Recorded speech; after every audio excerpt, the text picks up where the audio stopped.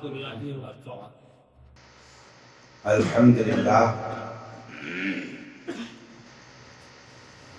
لله رب العالمين والعاقبة للمتقين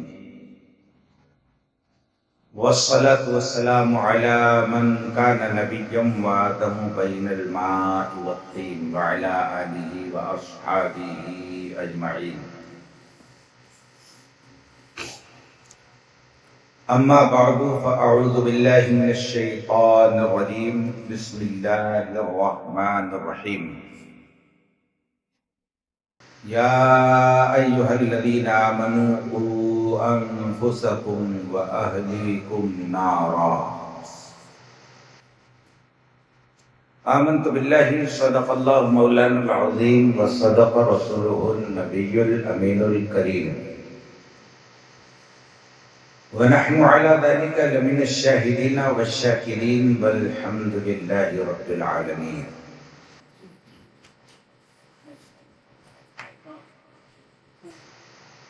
ان کی مہک نے دل کے غنچے کھلا دیے ہیں، جسم آ گئے ہیں، سکے بٹھا دیے ہیں. اللہ کیا جہنم اب بھی نہ سرد ہوگا، رو رو کے مصطفیٰ نے دریا بہا دیے. آئیے ہم رب انتہائی خلوص و محبت کے ساتھ بارگاہ رسالت مآب میں جھوم جھوم کر ہدیہ درود و سلام پیش فرمائیں. پڑھیے بابا بلند اللہم صلی علی سیدنا مولانا محمد وعلی آل سیدنا مولانا محمد وبارک وسلم صلوا علیہ صلاۃ و سلاما علیک یا رسول اللہ صلی اللہ تعالی علیہ وسلم. حضرات، آج ہماری مختصر سی گفتگو کا موضوع ہے اپنے گناہوں پر شرمندہ ہونا، بارگاہ رب العزت میں آنسو بہانا اور اپنی آخرت کو روشن کرنا. اور یہ ایک ایسا موضوع ہے کہ ہر ایمان والا ان سب چیزوں میں بلندی چاہتا ہے کہ میرے گناہ بھی مٹ جائیں، میں گناہوں سے بیزار ہوں، نیکیوں کی رغبت رکھوں اور قبر و حشر میں میرے ساتھ اچھا معاملہ ہو اور مجھے اللہ اپنے محبوب کے وسیلے سے جنت بھی عطا فرمائے. ہم روزانہ اپنی دعا میں اللہ سے مانگتے ہیں ربنا آتنا فی الدنیا حسنہ وفی الآخرۃ حسنہ وقنا عذاب النار. اے ہمارے رب، ہمیں دنیا میں بھی بھلائیاں عطا فرما، آخرت میں بھی بھلائیاں عطا فرما اور ہمیں جہنم کے عذاب سے بچا. یہاں یہ دعا مانگی گئی اور وہاں حکم دیا گیا. جس آیت کی میں نے تلاوت کی ہے وہاں حکم دیا گیا، اے ایمان والو، بچاؤ اپنے آپ کو اور اپنے گھر والوں کو اس آگ سے جس کا ایندھن انسان اور پتھر ہے.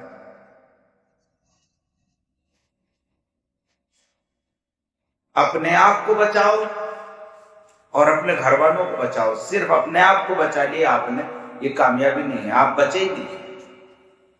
اگر فقط اپنے آپ کو آپ نے آگ سے بچانے کا انتظام کیا، نمازیں بھی پڑھی، روزہ بھی رکھا، سارے احکام بجا لائے، گناہ بھی نہیں کیے، مگر اپنے گھر والوں کو نہیں بچایا، اپنے بچوں کو بھلائی کی تلقین نہیں کی، اپنے بچوں کو گناہوں سے بیزاری کا سبق نہیں دیا، تو آپ جس کشتی کے کھیون ہار ہیں، جس کشتی کے آپ ملاح ہیں، آپ نے اس کشتی کو بچانے کا کام نہیں کیا. اس لیے کہ ملاح کا کام کشتی کو چلانا بھی ہوتا ہے اور کشتی میں جتنے افراد ہوتے ہیں ان کو بری بات سے بچانا بھی ہوتا ہے، اس لیے کہ اگر ان میں سے کوئی ایک کشتی توڑنے کا کام کرے تو وہ کسی ایک کی ہلاکت کا انتظام نہیں کرتا، ساری کشتی کی ہلاکت کا انتظام کرتا۔ اس لیے کسی نے اپنے آپ کو گناہوں سے بچا لیا، برائیوں سے بچا لیا، تو اس نے اپنے آپ کو کامیاب نہیں کیا، وہ کامیاب نہیں ہوا اور وہ بچا ہی نہیں جب تک کہ اس نے اپنے گھر والوں کو آگ سے بچانے کا انتظام نہیں کیا۔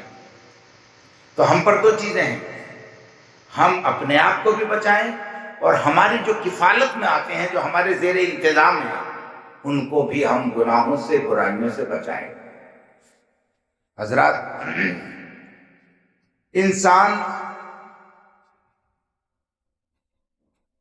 غلطی اور نسیان سے بنا، خطا اور نسیان سے مرکب ہے انسان۔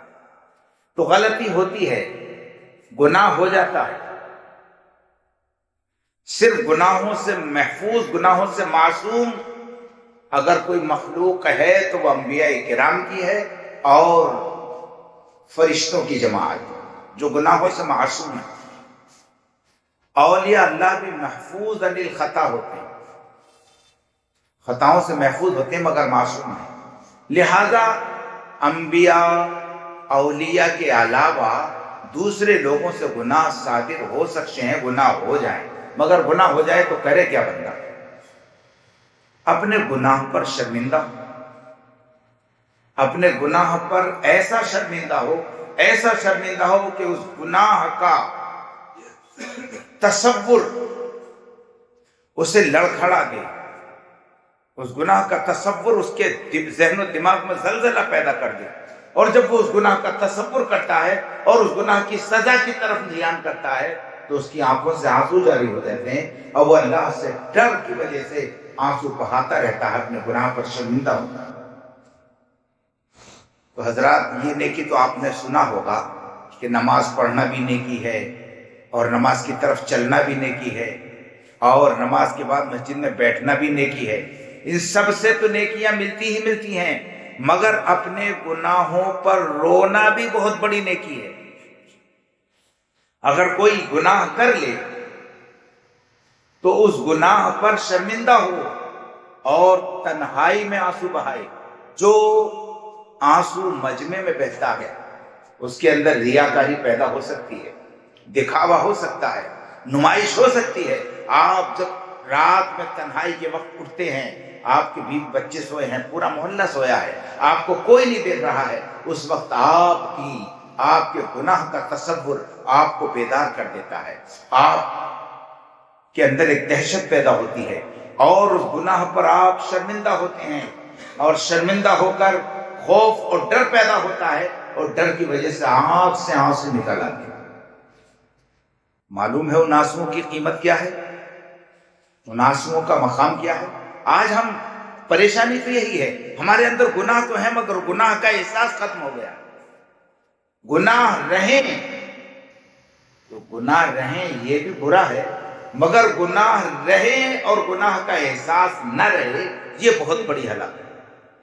گناہ ہو جائے مگر گناہ ہونے کے بعد گناہ کا احساس ہو، نماز چھوٹ جائے مگر نماز چھوٹنے کا احساس ہو، کبھی کسی بڑے کو تکلیف پہنچ جائے مگر اس تکلیف پہنچانے کا احساس ہو، والدین کو ہماری جانب سے اگر کوئی اذیت پہنچ جائے تو اس اذیت پر ہمیں افسوس ہو، احساس ہو، اور وہ ہمیں رنجیدہ کیے ہو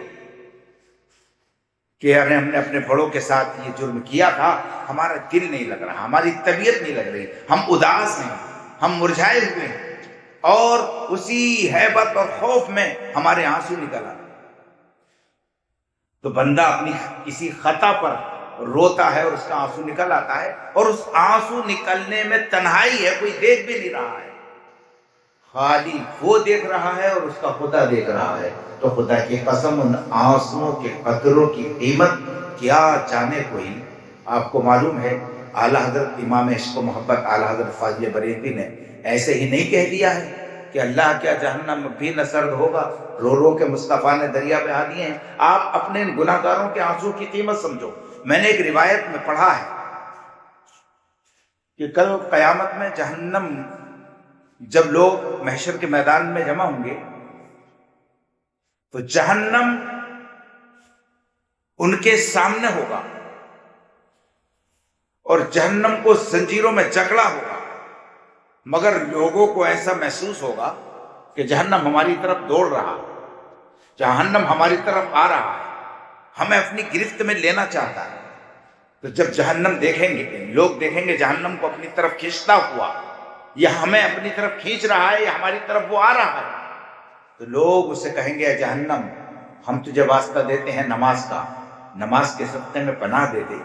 ए जहन्नम हम तुझे वास्ता देते हैं रोजे का, रोजे के सदक़े में तो हमें पनाह दे दे। ए जहन्नम हम तुझे वास्ता देते हैं ज़कात का, ज़कात के सदक़े में पनाह दे दे। ए जहन्नम हम तुझे वास्ता देते हैं हज का, हज के सदक़े में पनाह दे दे। नहीं सुनेगा, ऐसा लगेगा कि हमारी तरफ दौड़ रहा है। लोग घबराएंगे। इतने में जिब्रील अमीन एक पानी का प्याला लेकर मेरे नबी की बारगाह में हाजिर होंगे और अर्ज करेंगे, अल्लाह के नबी सल्लल्लाहु अलैहि वसल्लम, गुनाहगार दुहाई दे रहे हैं नमाज की, मगर जहन्नम नहीं रुक रहा। गुनाहगार दुहाई दे रहे हैं रोजे की, जहन्नम नहीं रुक रहा। गुनाहगार दुहाई दे रहे हैं ज़कात अमाल सालिहा की, मगर जहन्नम नहीं रुक रहा। अपने दस्ते मुबारक से इसके अंदर, इस प्याले के अंदर जो पानी है, अपने दस्ते मुबारक से इसे जहन्नम की तरफ छिड़क दिया। सरकार अक़दस अलैहिस्सलातु वस्सलाम उस प्यालों को अपने हाथ में लेंगे और अपने दस्ते मुबारक से उसे जहन्नम की तरफ छिड़केंगे, तो जहन्नम का जलाल जमाल में बदल जाएगा, जहन्नम हट जाएगा, जहन्नम ठहर जाएगा। लोगों की तरफ जो पड़ रहा था, लग रहा था हमारी तरफ लपक रहा है, रुक जाएगा। तो मेरे नबी फरमाएंगे, ऐ जिब्राइल ये बताओ, रोजा, नमाज, हज, ज़कात का वास्ता नहीं दिया गया, ये जहन्नम नहीं रुका, और इसकी लपटें लोगों की तरफ पड़ रही थी। इन पानी के चंद कतरों में कौन सी करामत है कि चंद ही कतरों में जहन्नम के अवसान खाता हो गए। तो जिब्रील अमीन अर्ज करेंगे, अल्लाह के नबी सल्लल्लाहु अलैहि वसल्लम आप जानते हैं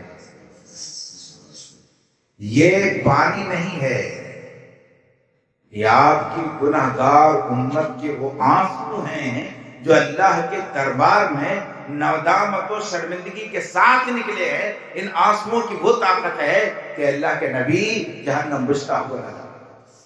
तो हम अपने गुनाहों पर शर्मिंदा होते हैं और शर्मिंदा होकर अपने रब की बारगाह में खौफजदा होते हैं, और उस खौफ की बुनियाद पर, अपने गुनाह पर रोने की बुनियाद पर हमारी आंख से जो आंसू निकलता है, अल्लाह ने उस आंसू में बड़ा दम रखा है और बड़ी ताकत रखी है कि वो बंदे के लिए, जिस बंदे का आंसू निकला उस बंदे के लिए वो जहन्नम को ठंडा कर देगा। जहन्नम सबके लिए ठंडा नहीं, जिसका आंसू निकला उसको जहन्नम के, उसको वो उसी के लिए जहन्नम को ठंडा किया। तो ये आंसू बड़े कीमती हैं, जो रब के दरबार में जहन्नम से डरकर, अपने गुनाहों पर शर्मिंदा होकर अल्लाह के दरबार में निकलते हैं, जिनमें नुमाइश नहीं होती, जिनमें रियाकारी नहीं होती, जिनमें दिखावा नहीं होता। तो अल्लाह ताला उन आंसुओं के अंदर वो कीमत रखता है, वो कद्र रखता है कि उसके लिए जहन्नम को ठंडा कर देगा। क्यों? तो देखो, गुनाह हुआ, मगर गुनाह के बाद एहसास गुनाह जिंदा है। इंसानों से गुनाह खत्म हो जाए, ये बहुत आसान काम नहीं है, मगर एहसास गुनाह खत्म हो जाए ये तो हलाकत है। एहसास गुनाह खत्म हो जाए ये तो बर्बादी है। एहसास गुनाह खत्म हो जाए ये तो जहन्नम में जाने का रास्ता है। इंसान से बुराई हो मगर एहसास बुराई उसके अंदर मौजूद हो, इंसान से कोई गुनाह हो मगर उस एहसास गुनाह इंसान के अंदर मौजूद है, तो समझ लीजिए यही ईमान है जो गुनाह का एहसास कर रहा है और तुम्हें रंजीदा किए हुए, यही ईमान है। और जब ये एहसास भी खत्म हो जाता है तो गोया ईमान का कोई हिस्सा आपके जिस्म में है ही नहीं, ईमान का कोई तकाजा आपके जिस्म में है ही नहीं, ईमान की कोई चाशनी तुम्हारे अंदर है ही नहीं। तो बंदे से गुनाह हो जाए مگر گناہ پر ہمیشہ یہ ڈرتا رہے اور اللہ کی بارگاہ میں اس سے تائب ہوتا رہے، اللہ کی بارگاہ میں توبہ کرتا رہے اور آنسو بہائے۔ اللہ کو اپنی بارگاہ میں کسی گناہ پر شرمندہ ہو کر رونا، آنسو بہانا بڑا پسند ہے۔ اللہ فرشتوں کو گواہ بناتا ہے، پیارے فرشتوں کہ کوئی بندہ تنہائی میں اپنے گناہ پر رو رہا ہے، آنسو اس کے جاری ہیں، اس کے آنسو کو کوئی نہیں دیکھ رہا ہے، میں دیکھ رہا ہوں، اس کے آنسو کو میں دیکھ رہا ہوں۔ اور یاد رکھو اے فرشتوں، تم گواہ ہو جاؤ، میں نے اس کے لیے جہنم کو ٹھنڈا کر دیا، مطلب یہ ہے میں نے اسے جہنم سے نجات عطا فرمائی۔ تو اپنے گناہوں پر شرمندہ ہو کر کے بندے کو تائب ہونا اللہ کو بڑا پسند ہے۔ حضرات، جہنم کے عذاب کا تصور دنیا میں کرنا بڑا مشکل ہے۔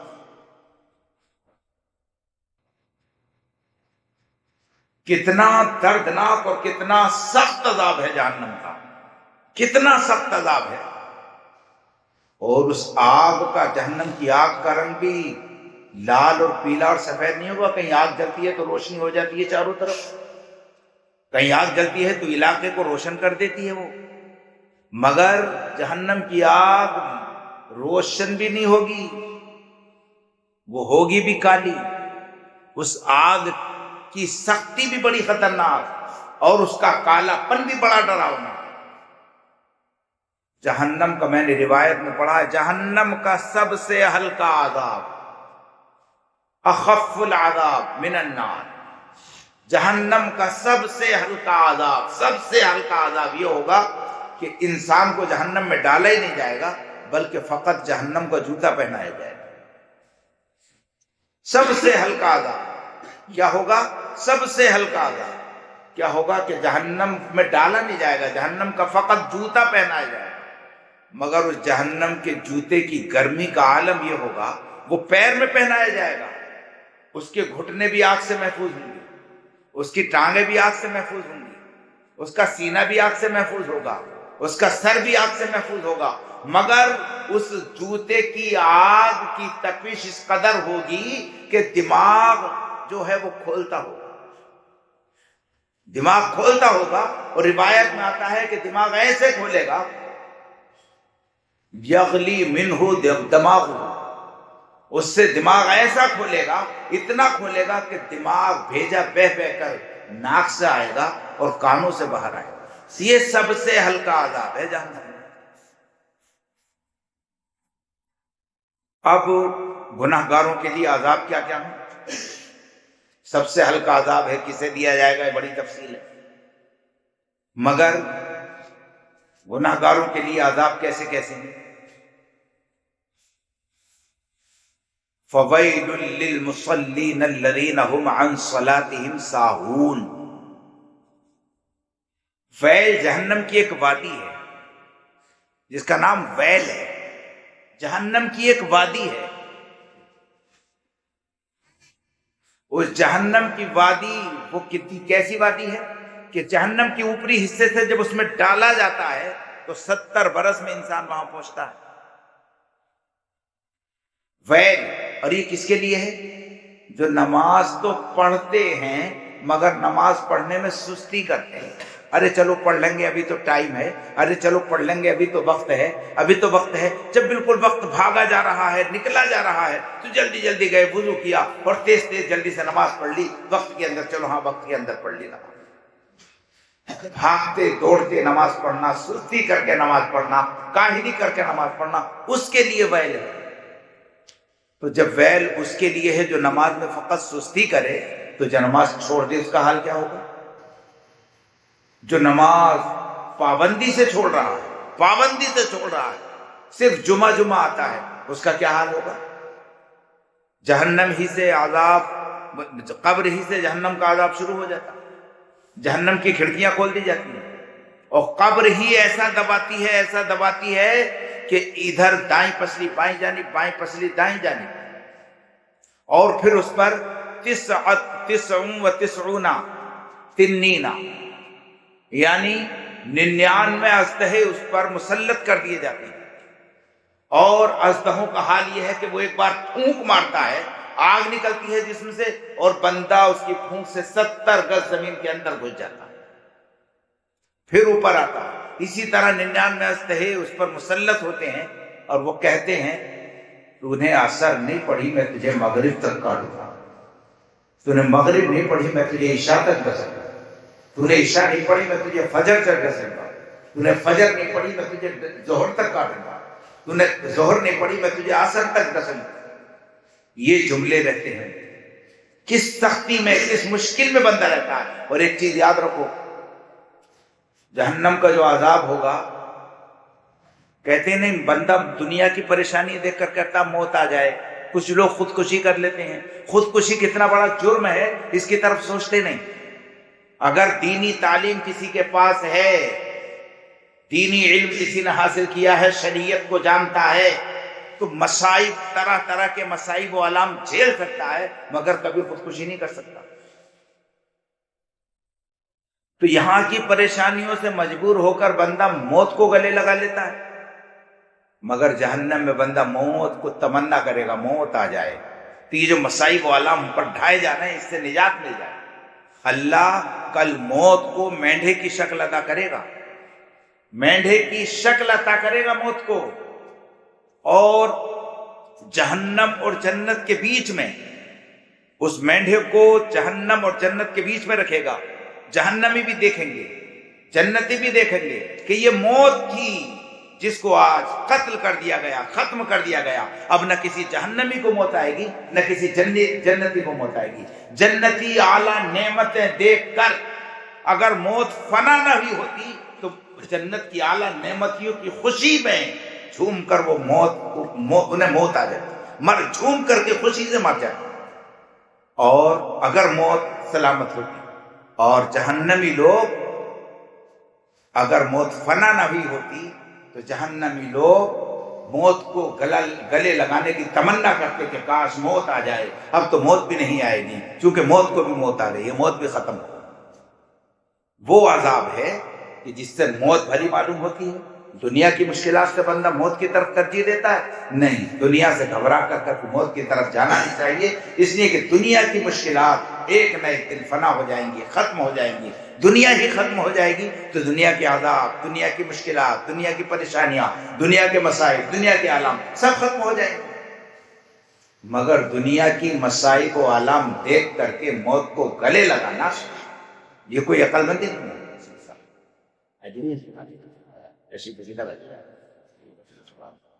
تو دنیا کے مصائب و آلام اور عذاب دیکھ کر موت کو گلے لگانا یہ ہوشیاری اور عقل مندی نہیں ہے، یہ کم علمی ہے، جہالت ہے۔ اگر اس کے پاس دینی علم ہوتا تو کبھی موت کی طرف وہ نہیں جاتا۔ مگر یاد رکھیں کہ گناہ بندے سے سرزد ہو جائے، گناہ ہو سکتا ہے۔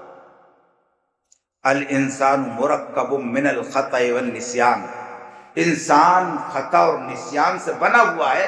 غلطی ہو سکتی ہے، گناہ ہو سکتا ہے، مگر گناہ ہونے کے بعد احساس گناہ اس کا موجود ہونا چاہیے۔ یہی ایمان کا تقاضا ہے، اور وہی احساس اسے رونے پر مجبور کرتا ہے، وہی احساس اسے توبہ کی طرف رجوع کرتا ہے، وہی احساس اس کے آنسو بہانے پر اسے مجبور کرتا ہے۔ لیکن اگر احساس سے گناہ ختم ہو گیا تو بندہ اس ہلاکت کے دہانے پر کھڑا ہے کہ اب اس کا دین اور ایمان کی طرف پلٹنا بھی مشکل ہو جائے، اور یہی احساس اسے توبہ کی طرف رجوع کرنے پر مجبور کرتا۔ توبہ کتنی عظیم ہے، توبہ کتنی پسندیدہ ہے، اللہ کو کتنا پسند ہے توبہ۔ فرمایا گیا التائب من الذنب کمن لا ذنب لہ، گناہ سے توبہ کرنے والا ایسا ہی ہے جیسے کہ اس نے گناہ کیا ہی نہیں۔ ابھی بتاؤ، گناہ سے توبہ کسی نے کر لی تو اب اس گناہ کا کسی کو تذکرہ کرنے کی اجازت ہے؟ اللہ کے رسول تو فرما رہے ہیں کہ توبہ کرنے والا ایسا ہے جیسے گناہ کیا ہی نہیں۔ جب اس نے گناہ کیا ہی نہیں تو کسی بندے کو یہ اختیار ہے کہ اسے شرابی کہے؟ کسی بندے کو یہ اختیار ہے کہ اسے سود خور کہے؟ کسی بندے کو یہ اختیار ہے کہ اسے بے نمازی کہے؟ کسی بندے کو یہ اختیار ہے کہ اسے زانی کہے؟ نہیں، جب اللہ تبارک و تعالیٰ کی جانب سے اس کا گناہ معاف ہو گیا اور اس نے سچی توبہ کر لی تو اب آپ اس گناہ کے ساتھ اسے پکار نہیں سکتے۔ آپ کو معلوم ہے حضرت ماعز رضی اللہ تعالیٰ میرے نبی کی بارگاہ میں آئے، حضور گناہ ہو گیا، طہرنی یا رسول اللہ کے رسول صلی اللہ علیہ وسلم مجھے پاک فرما دی، مجھے پاک فرما دی۔ اللہ کے رسول نے فرمایا جاؤ اللہ کی بارگاہ میں توبہ کرو، اللہ تمہیں معاف فرمائے گا۔ گئے، توبہ، بہت توبہ استغفار کیا، پھر اللہ کے نبی کی بارگاہ میں، حضور طہرنی یا رسول اللہ۔ اللہ کے رسول نے پھر فرمایا جاؤ اللہ کی بارگاہ میں توبہ کرو، وہ غفار ہے، تمہارے گناہوں کو معاف فرمائے گا۔ پھر گئے، پھر توبہ و استغفار کیا، پھر اللہ کے نبی کی بارگاہ میں، طہرنی یا رسول اللہ، اللہ کے رسول مجھے پاک فرما دیجیے، مجھے پاک فرما دیجیے۔ جب تیسری بار آئے یا چوتھی بار آئے تو اللہ کے نبی نے ارشاد فرمایا، اے ماعز کیا گناہ ہوا ہے تم سے؟ تو اللہ کے نبی کی بار میں عرض کیا ہے، اللہ کے رسول صلی اللہ علیہ وسلم سے زنا ہو گیا۔ اللہ کے رسول صلی اللہ علیہ وسلم نے جو سزا اسلام ہے، شریعت کی سزا ہے، اس سزا کو پورا فرمانے کا حکم دے دیا اللہ کے نبی نے۔ جب سزا دی گئی تو موت سرزد ہو گئی، انتقال ہو گیا۔ اب وہ تو توبہ تو کر چکے تھے اور سزا کے لیے بار بار نبی کے پاس آ رہے تھے، اللہ کے پیارے رسول مجھے سزا دیجیے، مجھے پاک فرمائیے۔ میرے نبی صلی اللہ علیہ وسلم جب موت ہو گئی تو میرے آقا نے ارشاد فرمایا، اے پیارے صحابہ ماعز کا جنازہ کوئی اور نہیں، میں پڑھ رہا ہوں۔ اے ہے کیا شان رہے گی اس کی۔ ہر بندہ یہ تمنا کرتا ہے کوئی نیکوکار میرا جنازہ پڑھا دے، کوئی اچھا عالم دین میرا جنازہ پڑھا دے، کوئی پیر کامل میرا جنازہ پڑھا دے، کوئی ولی کامل میرا جنازہ پڑھا دے، اس لیے کہ اگر کوئی پیر کامل میرا جنازہ پڑھا دے گا اللہ تعالیٰ میری مغفرت اسی کے صدقے میں عطا فرما دے۔ یہ تمنا رہتی ہے ہر بندے کی۔ تو جس کے جنازے کو میرے آقا ارشاد فرمائیں کہ میں پڑھاؤں گا ماعز کا جنازہ، تمام صحابہ ساتھ میں ہیں، اللہ کے نبی صلی اللہ علیہ وسلم جنازہ پڑھانے کے لیے چلے۔ کسی نے دوران جنازہ کسی نے یہ ذکر کر دیا کہ ماعز نے فلاں گناہ کیا۔ یہ بات، یہ آواز میرے نبی کے کان میں پہنچ گئی۔ میرے آقا جلال میں چہرہ سرخ ہو گیا اور ارشاد فرمایا کہ میرے ماعز کو اس گناہ سے کبھی یاد نہ کرنا۔ کیوں؟ اس لیے کہ میرے ماعز نے اپنے گناہ سے ایسی توبہ کر لی ہے، اگر اس توبہ کو پوری امت پر بچھا دیا جائے تو اللہ پوری امت کے برابر۔ تو توبہ کرنے والے کے لیے اللہ کے نبی نے فرمایا کہ اس گناہ کی نسبت اس کی طرف کرو بھی مت۔ تو توبہ کرنے والے کو اللہ کتنا پسند فرماتا ہے، اس بات کو بھی پورا کر دوں۔ دوسرا دن تھا یا تیسرا دن تھا، اللہ کے نبی صلی اللہ علیہ وسلم صحابہ کرام کو لے کر حضرت ماعز کے گھر پر پہنچے، اور گھر پر پہنچ کر دوجے تیجے کی فاتحہ میں کیا کرتے ہیں لوگ؟ کلمہ طیبہ پڑھتے ہیں، قرآن کی تلاوت کرتے ہیں، ذکر و اذکار کرتے ہیں، بعد میں ایصال ثواب کرتے ہیں۔ یہی نہ ہوتا ہے؟ میرے نبی صلی اللہ علیہ وسلم نے صحابہ کرام کو ساتھ میں لے جا کر اور تمام صحابہ سے ارشاد فرمایا، استغفروا لاخیکم ماعز، اپنے بھائی ماعز کے لیے دعائے استغفار کرو۔ بھئی کسی کے انتقال میں آپ آئے ہو تو اس کے لیے دعائے مغفرت کرو گے، یہ سب کی ذمہ داریاں ہیں۔ اگر وہ بندہ گناہوں سے بری ہو جاتا ہے، معاف ہو جاتے ہیں، تو آپ جب استغفار کرو گے تو اللہ اس کے درجے کو بلند کرے گا۔ بھئی ذہن میں سوال ہوتا ہے کہ اللہ کے نبی نے ارشاد فرمایا کہ میرے ماعز کو اس گناہ سے پکارنا بھی مت، ایسی توبہ کرنی ہے کہ اس توبہ کو اگر امت کے گناہوں پر بچھا دیا جائے تو اللہ پوری امت کے گناہ معاف فرما دیتا۔ پھر نبی صلی اللہ علیہ وسلم 3 دن کے بعد کیوں فرما رہے ہیں استغفروا لاخیکم ماعز، اپنے بھائی ماعز کے لیے استغفار کرو۔ یہ سبق ہے پوری امت کے لیے کہ جب بھی کسی کا وصال ہو جائے، انتقال ہو جائے، تو جمع ہو کر کے استغفار کرو. اگر بندہ استغفار کرنے سے پہلے ہی بخش دیا گیا ہے تو استغفار سے اللہ اس کے درجے کو بلند کروا دے گا, اس کی نیکیوں میں اضافہ کروا دے گا.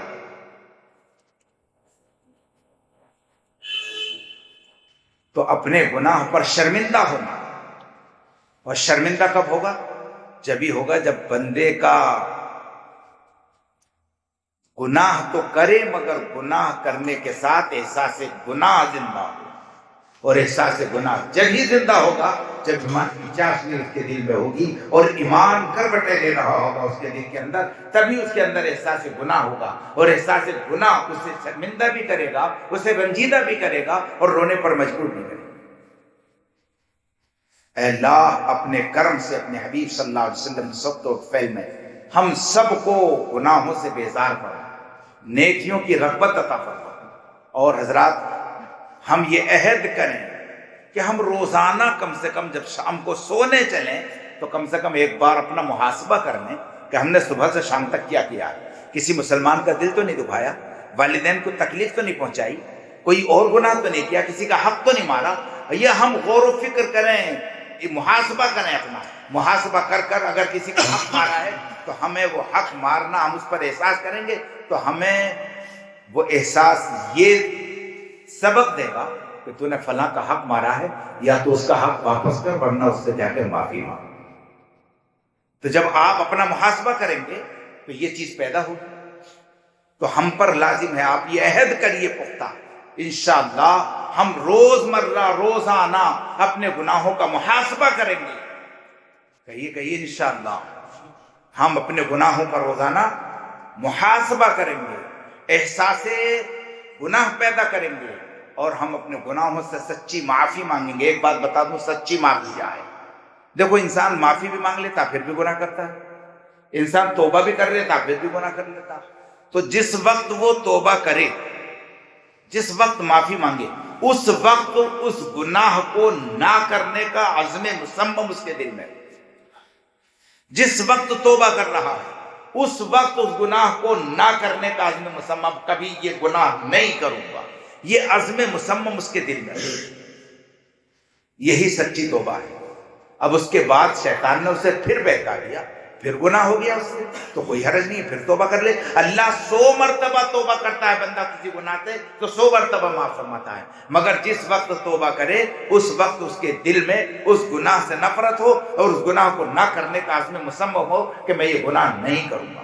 بعد میں بہک گیا, پھر شیطان نے بہکا دیا, پھر نفس کے غلبے میں آ گیا, پھر کسی برائی کی طرف چلا گیا, تو پھر توبہ کر لو. مگر توبہ اسی انداز سے کرے کہ جب توبہ کرے تو اس کے دل میں یہ سچی کیفیت پیدا ہو کہ اب میں اس گناہ کو کبھی نہیں کروں گا, یہ دل میں عزم مصمم. اللہ تعالیٰ اپنے کرم سے ہم سب کو عمل خیر کی توفیق رفیق عطا فرمائے. اگر کسی بھائی کا کوئی سوال ہو تو سوال کر لیں تاکہ آئندہ مرتبہ اس کا جواب آپ کی گوش گزار کر دیا جائے. اچھا, اب اس کے بعد ذکر و اذکار جو ہوتا ہے وہ ذکر کیا جائے. ہم اور آپ مل کر دعا کرتے ہیں, مولا جو کچھ کہا گیا ہے کہنے سننے سے زیادہ عمل خیر کی توفیق رفیق مرحمت فرمائے. وآخر دعوانا ان الحمدللہ رب العالمین.